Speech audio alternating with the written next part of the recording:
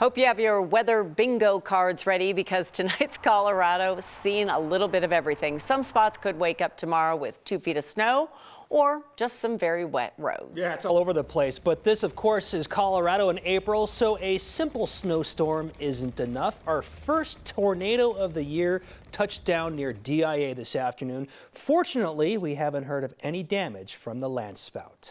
In Denver, we're getting plenty of rain, too, with the occasional clap of thunder and smattering of hail. It's wet enough to make some high school sports in Jeffco call off their games tonight. Our reporters are watching the roads where the totals could be the most intense and all of the problems at the airport as well. But first, we're going to get to Danielle Grant. Danielle, it has been a crazy afternoon and night. It certainly has been a wild one, you guys. I'm here in the backyard, Mother Nature just turning on the faucet. It is coming down really good. Plenty of beneficial rain pushing across the Denver metro area and more heavy snow up in the mountains. Here across town, it has been all rain all afternoon. This is our vantage point right in front of the 9 News studios.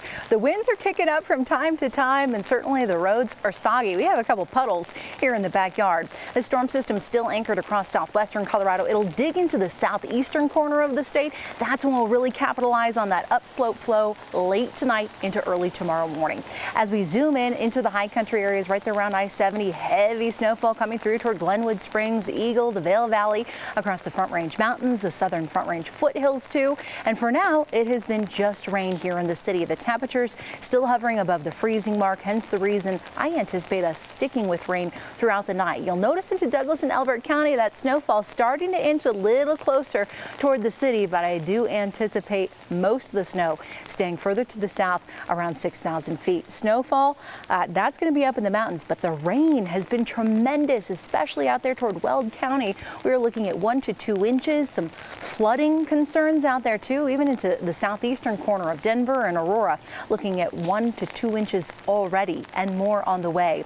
As we fast forward throughout the futurecast, here we are within the next couple of hours, about 11 o'clock, still raining across the I-25 corridor with that snow inching closer toward the southern suburbs. That's where it stays, however, that rain snow line just hugging parts of Douglas and Arapahoe counties. This is 6 a.m. tomorrow morning. If your drive takes you to the south, you'll wake up to some rain and then quickly it transitions to snow toward Castle Rock and the Palmer Divide. Lunchtime and this storm system is pretty much long gone. We still have the winter storm warnings in place. That's everywhere in red. Further to the south, Douglas, Elbert County looks more like 4 to 5 inches.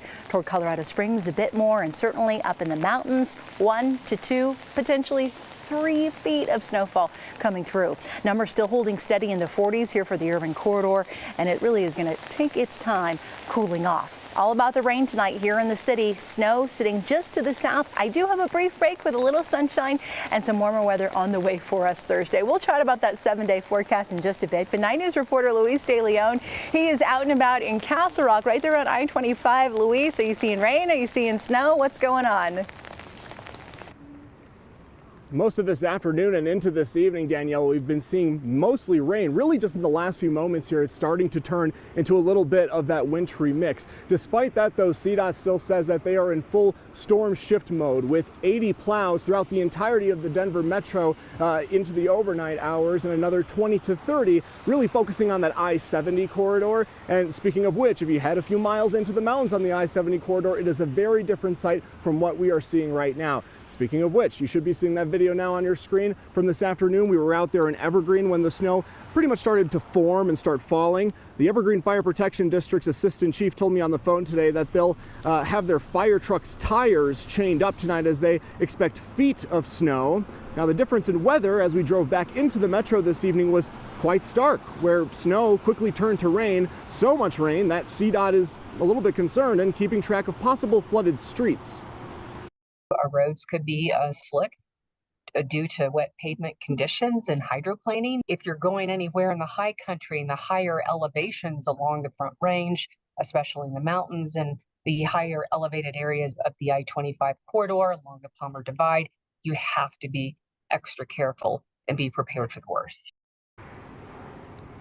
And you did also hear them just mention the I-25 corridor just now, which is right over my shoulder. You can see their cars still going out and about. They're really going to be focused, CDOT is, between the areas of Castle Rock here and over down to Monument, really because if it isn't snowing, it's going to be raining. If it isn't raining, it's going to be snowing. That can create a lot of that slush and a lot of those slick roads, Jeremy and Kim. Yeah. It's a fine line, and it could go either way. All right. Thanks, Louise. Thanks, Louise. The weather created headaches at the airport, too. Flights were delayed, grounded, as families anxiously waited for their loved ones to arrive. 9 News reporter Kelly Rinke spoke to some folks at the airport that have been waiting for hours. Kelly. Yeah, this is probably the busiest we've seen in the last couple of hours. Families were arriving here when they thought their loved ones were going to land, only to be met with update after update that the flights were delayed. Planes were grounded at DIA, which meant that the flights that were coming into Denver had to be diverted to other airports. Around 5 o'clock or so, we met Olivia Passwaters and her sister-in-law, Isabel. They were waiting for Olivia's husband, who is coming home from a military deployment in the Mediterranean. She has not seen him in over 200 days, and the weather made her wait even longer. It was supposed to land at like 5 o'clock, and then they were like delayed, and then the plane circled for too long, so they have to go to Salt Lake to get gas. Have to embarrass him, the goose, everything. She loved her sign. From the airport, we could see Colorado's first tornado of the year. The landspout touched near Keenesburg this afternoon, and people that were driving to the airport this afternoon could see that weather coming in, and they were just praying that the flights would not be delayed too long. Olivia, again, who we met around 5:30, she is still here at the arrivals terminal, but she's now standing, Kim, so hopefully that means that her husband will be coming out soon. Oh my goodness, you wait that long, and then you have the delay when you get to the airport. It's a double whammy. Well, I hope you get to see that moment. How anxious and nervous she is. Yeah, all right. She can make it a little longer, I guess. Okay, fingers crossed. Thanks, Kelly. This afternoon's storm brought plenty of lightning and also kept firefighters busy in some spots. A lightning strike hit a home on Blanca Street in the Table Mountain area of North Arvada.